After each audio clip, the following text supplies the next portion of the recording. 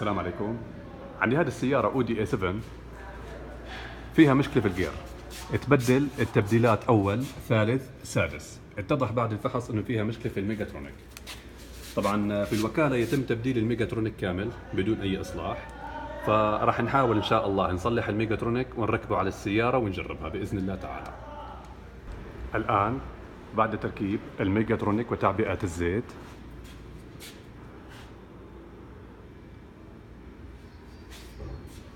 سيتم الآن البرمجة إن شاء الله وتجربة السيارة وتسليمها للعميل. وشكرا لكم على المتابعة. المهندس بدر.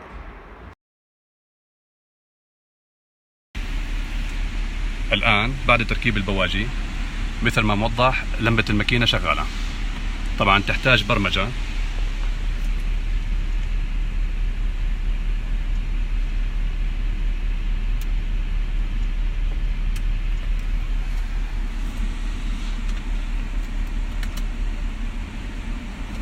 الآن بعد البرمجة سيتم تجربة السيارة إن شاء الله والتسليم للعميل. وشكرا لكم على المتابعة. المهندس بدر.